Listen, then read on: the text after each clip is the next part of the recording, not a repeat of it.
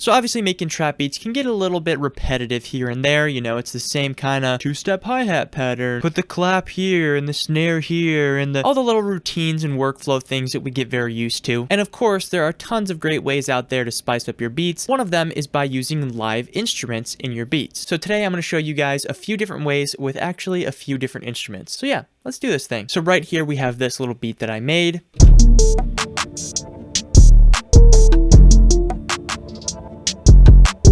Obviously, this drum pattern is a little bit more complex than just a basic trap beat, but it still fits into the whole trap beat category. So one of the first ways that you can incorporate some live instrumentation into your trap beats is with guitar. You can do this with acoustic or electric guitar. I'm going to do it with electric guitar because I think that kind of lends itself a little bit better to the style that we're doing here.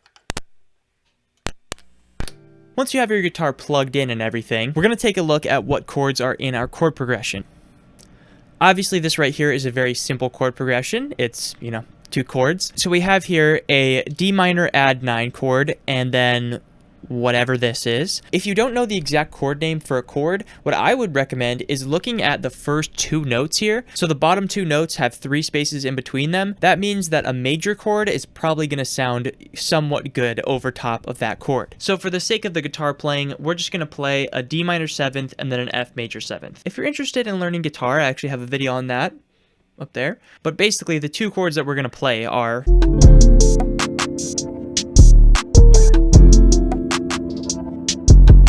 So now that we have the guitar, we'll need to do a little bit of mixing because it doesn't sound quite right just yet. What we're going to do is put some reverb on it.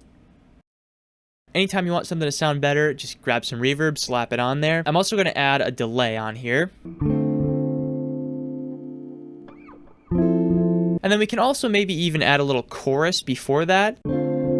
Obviously sounds like we're going a little bit of like an indie / R&B direction, but we're just going to bring this down a little bit so it's not so intense. And now I'm going to put an EQ on this thing, and we're going to take out a lot of the low end because you really don't want that low end to clash with your 808. And now what I'm actually going to do is put a bit crusher on this thing.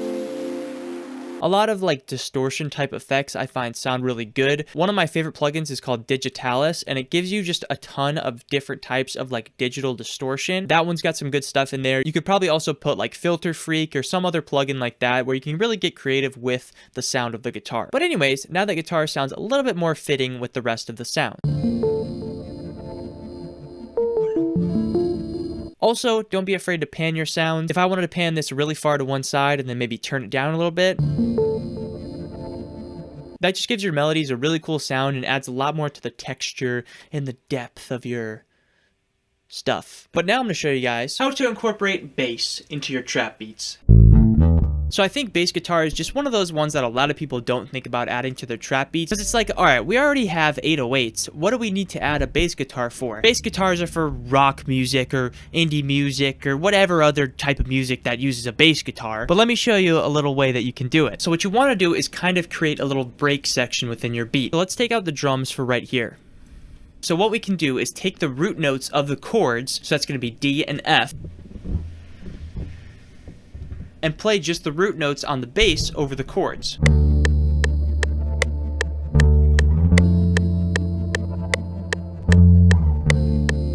And as you just saw, you don't even need to be good at bass. You don't even really need to know how to play bass. As long as you can find the root notes of the chords, play those bad boys a couple times, you're pretty much good to go. So once you have your bass recording, what you want to do is obviously put some effects on it. What I'm actually going to do is copy this over, and I'm actually going to pitch it down a whole octave or 12 semitones. So that way now we have this very nice sub-bass kind of layer.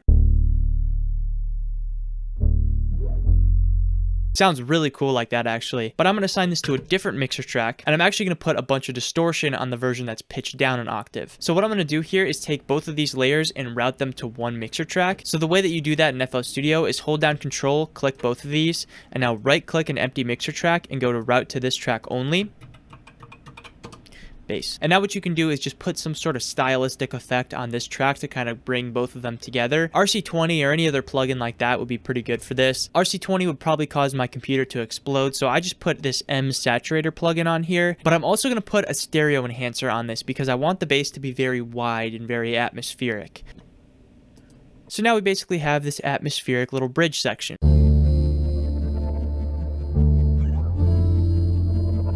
One thing that you can do to kind of differentiate this from the other section in the beat, as you can see, all the instruments are the same. So we can take out this guitar here and then maybe take these keys and make them unique and then just pitch them up an octave. So now you can tell that there's a clear change here between the two melodies. But if you want to take that a little step further, what we can do is actually add some live drums. So I'm actually going to pull up one of my live recorded drum loops from my Epic Indie Drum Pack. Link in the description below if you want to go check it out. Obviously here we have a lot of drum loops to choose from, but I'm just going to pick this one right here.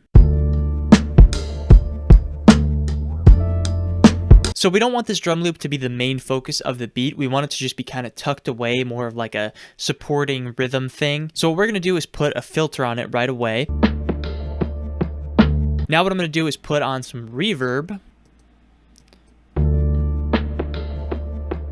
I'm actually also going to put some bit crusher on this. We're going crazy with the bit crushers today.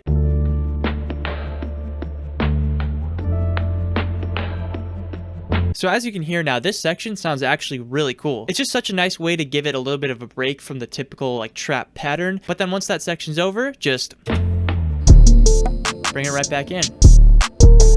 Another pretty cool thing you can do is just use a little tambourine as just a little percussion hit or maybe even a transition sound. I like to do this with a lot of my non-trap beats. Basically just at the start of your first like 8-bar pattern or whatever, just give your tambourine a little one of these.